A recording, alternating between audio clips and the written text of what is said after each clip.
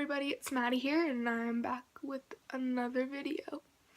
This one's going to be a great story. So as you all know, it's 2017 and it's the new year, new me. So I just kind of wanted to talk about 2016, which is going to be classified, for me at least, the worst year that has ever been in my life so far.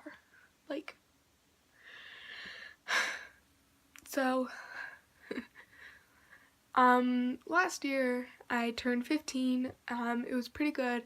Life was going fine, you know. It was normal teenager years. And so school came around. I was a little stressed out. Life was getting me down. I wasn't sleeping good at all that was the third year that I was having really bad sleep. I got 2, maybe 3 hours tops a night. And I was going through a lot of depression, so I was doing the best that I could.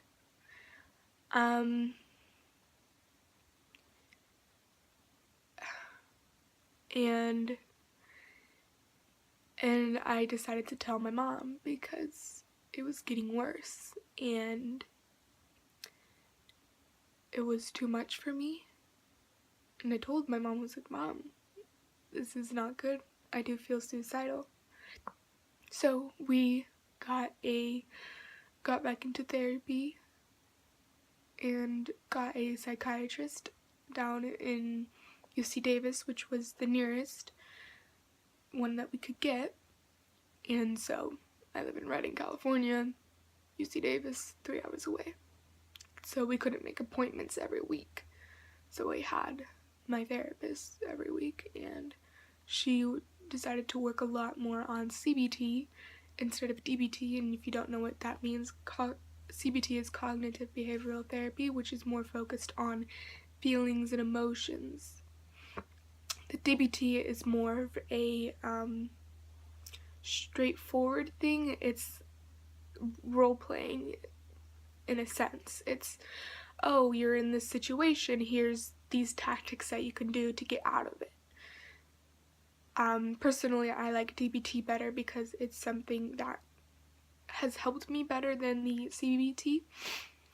Anyways, so I went down to my psychiatrist once a month. She prescribed me some medicine. I was taking Prozac, and it was fine at first. I mean, I knew I was on medication. It was upped my mood a little bit because I was actually starting to get a sense of what a balanced chemical was like, but it wasn't what I needed. And so about 2 months after I started taking medication, I don't know, it was kind of, excuse me, I'm tired. There was a time where I was feeling really bad, and it was just before my best friend's birthday. It was like the Wednesday before. I literally remember this. It was Wednesday. And then her birthday came around. Her birthday was on the 16th, Sydney, and I basically had a meltdown at school. I was screaming. I was thinking about killing myself Wednesday and nobody gives a shit. Like, I was just not in a good state of mind. And I feel really bad still because that was my best friend's birthday and I feel like I ruined it, but like, I know she cares and loves about me and she would rather have me had that episode than keep it bottled in. So, her birthday was that weekend, so it wasn't like the weekend after her birthday. It was the weekend before her birthday. It was the day before her birthday, her actual birthday. And then so Wednesday came around that week, which was the 18th, So I feel like it was the 18th because her birthday's the 16th and her was on Monday. Anyways, it was the 18th, and I was having kind of a rough day. Went home, and one of the people that I knew, still know, and I don't know if we're friends or not anymore. I tried to get connected with them again. Anyways, basically, he approached me and said, this was over text, of course. He approached me and said, do you like this one girl? And I said, well, yeah, I do. I like her a lot. I love her even. And so he was like, oh, okay. And I was like, why did you need to know this information? And he said, oh, I'm dating her, and I feel like I'm a third wheel in the relationship. And I was like, oh, I'm sorry. Like, and and here's the gist. He basically went up to me, told me that I was the reason their relationship wasn't working out. So that night I got a little upset and decided to try to kill myself by drinking bleach. Don't drink bleach, it's really gross. I know, I'm great. Anyways. And the next day was my psychiatry appointment down in Davis. And of course, I went up to my mom and I was like, Mom, I'm puking blood and throwing up and shit. And she's like, oh, well, she was on Ambien. And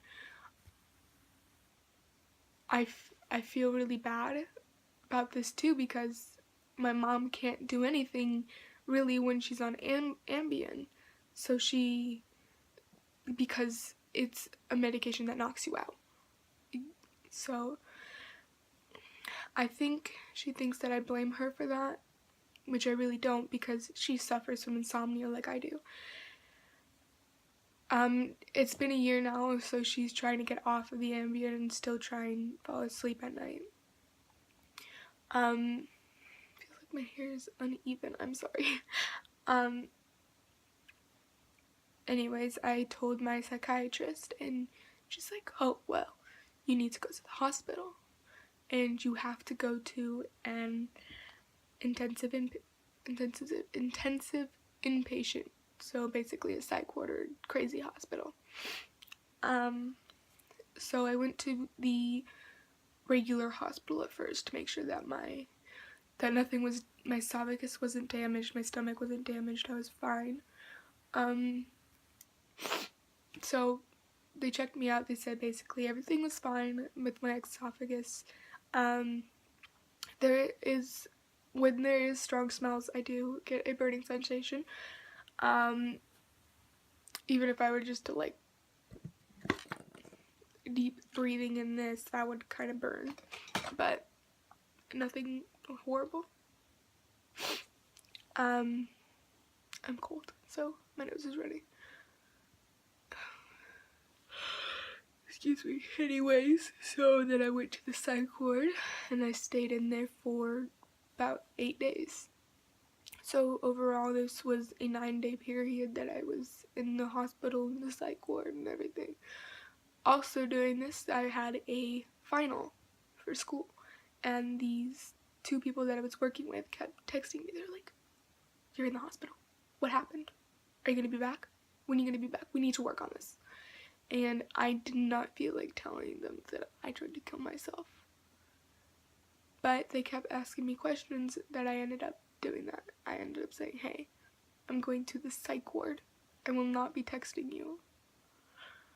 And they're like, what? And then they were like, oh, well, when you come back to school, we can work on it again. And I was like, okay. Glad you really care about me. Yeah, so that's that. So I got out of the psych ward, and I was sent to a intensive outpatient. So the intensive outpatient was 3 days a week for 3 hours down in Chico, which is about an hour from Reading. So it was during the summer, so there's really nothing I was doing during the day.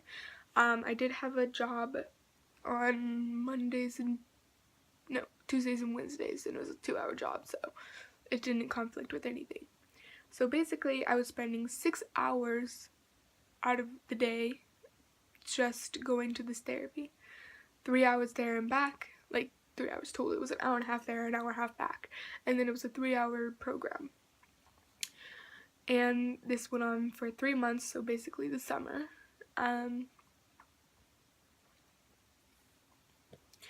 And then I went back into school. I stopped going to the school that I went to, Enterprise, and went to Dunsmuir High School, which is about 10 minutes below Mount Shasta, because that's where my dad works as a teacher, and it's a smaller school. It's a school of about 68, 69 kids, and 10 staff members, so really small. And I really like it, so everybody's really close. I've made some really great friends there. Excuse me. I actually went to Enterprise before this. Before I went to Dunsmuir, and you'll see why I went to Dunsmuir. On Labor Day, I was in Sacramento, and I had a couple anxiety attacks, and I passed out a couple times, and they were putting me in a ambulance, and I was freaking out. I was panicking. I was like, oh my god, they're gonna take me back to the psych ward. It was bad. And then I finally got released when my dad came and signed me out from the ambulance, and they're like, my dad's like, are you okay? Like, we can go home. And I was like, no, I'm fine, I want to hang out with my friends. And so, bad idea, because I was just in this state of panic, and I was what is classified as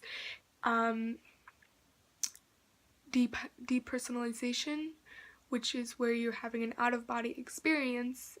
Like, I don't know how to explain this. Like, you see yourself doing these actions, but you don't have necessarily the control that you would normally when you're in the body. Like, it sounds like really weird. It's so like, okay, so here's my body and here's my spirit. It's a butterfly. So basically my spirit's over here like, oh, look what my body's doing, and my body's like, okay, let's go run around downtown Sacramento and try and jump off a building.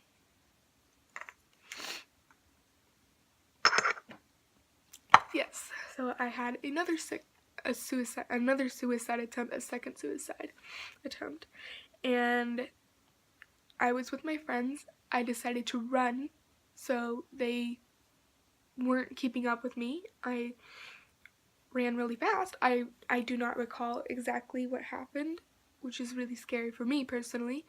I just remember running around, just being terrified, and I had to get a lot of the information the day after what happened. Anyways, so that happened. My poor friends were with me. One of my great friends, Mel, I love her so much. She was there. She basically was the one that prevented me from trying to jump. And so I went to the hospital. They put me in the back of the police car. They're asking me all these questions, and I'm crying and I'm bawling. And then I go into the ambulance. I remember kissing my girlfriend at the time goodbye, and that I was going to be okay, and I was in the hospital. My dad came, and he was of course upset that I tried to kill myself. Like, we were at group therapy for 3 months for this, and I was disappointed in myself, and I basically bullshitted my way with the social worker, bullshitted my way out of going to the psych ward again. So they held me overnight. No, they held me for quite a long time, but it was into the next day. It was about 4 in the morning that we were allowed to leave. And then I went to group therapy again because I didn't want to, I had the choice to go to a psych. Okay, I'm getting ahead of myself. So I went to see my friends again the next day, and I was like, what the hell happened? I don't remember much. I remember running away, and they're like, you were running so fast and like for so long, like we could barely keep up with you, and then you tried to jump and you were so strong and you kicked this guy in the balls because I couldn't hold on to you.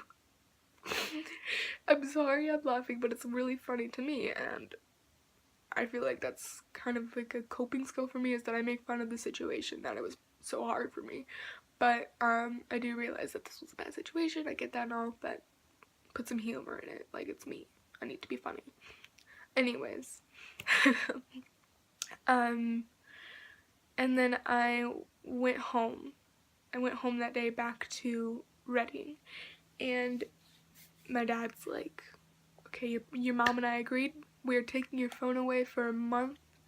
Like, you aren't gonna have any interaction with your friends on social media. Like, you can't do that. And I was really like upset with that, because a lot of my support system is with my social media, just because there's friends that I can't talk to on a regular basis. And so after the attempt, it's when it was decided to go to Dunsmuir so I would have my dad with me. And it was really hard leaving my friends, but I also knew that's what I needed, and that's why I also really was upset that I didn't have my phone, because I was leaving all of the friends that I had down here in Reading, and it felt like I was moving away from everything that I knew, that everything that I had and stuff. So it was really scary, and it was just terrifying to me.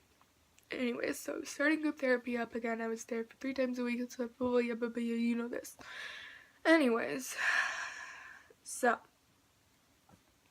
a month later, less than a month later, I got my phone back. I was back to go with my social media, back to be able to talk to my friends. I talked to all of my friends. I talked to Sydney.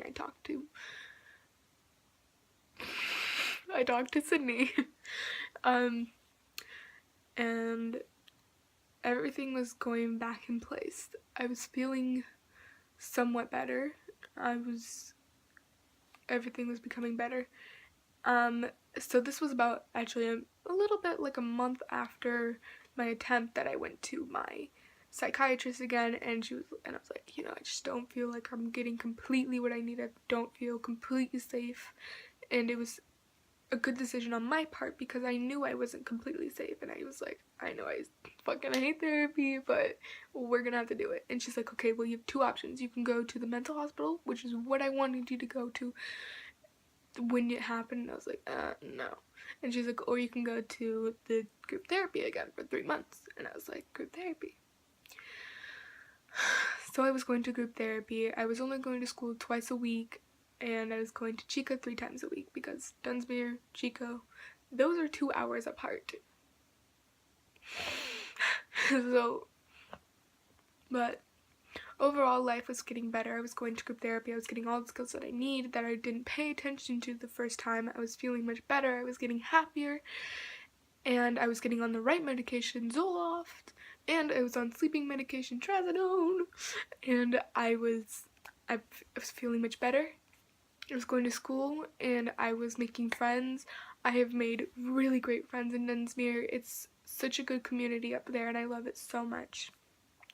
So I think I am going to finish out the rest of my years at Dunsmuir and not go back to Enterprise, just because it's a harder situation for me down at Enterprise. I am great friends with still everybody at Enterprise that I knew, basically. There's a couple friends that I've kind of dropped off, but they weren't like my best friends. Like Sydney. Anyways. So, also in 2016 was a bad year for me. Also in 2016, that made it so horrible was beginning of the year when I got my psychiatrist. I told her a secret that I held for 6 years. It was that my cousin molested me when I was 9 years old, and I didn't tell anybody about it till that year, till I was 15.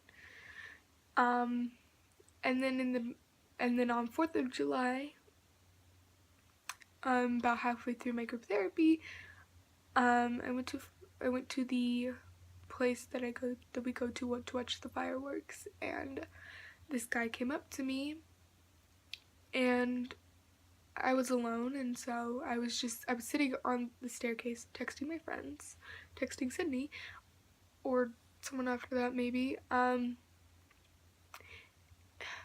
the fireworks started, and I was like, oh, I'm gonna get ready to go to my mom's, and where we were all sitting.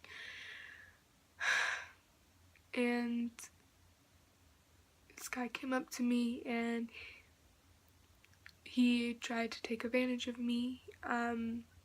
He sexually assaulted me. He made me, he tried to make me give him oral sex. And then I bit his penis, and I ran away, and, I guess we didn't say anything about it. We didn't say anything until 3 or 4 days after. And then 3 days after, because my dad was gone in Jamaica for 4th of July. He came back, I told him what happened, and he was like, we're going to the police. Like, your mom should have taken you to the police. And so we went to the police, we made a report, and 4th of July triggers me, so that's great. Just kidding. But I'm getting cold air carrier. In case y'all don't know, I'm allergic to the cold, so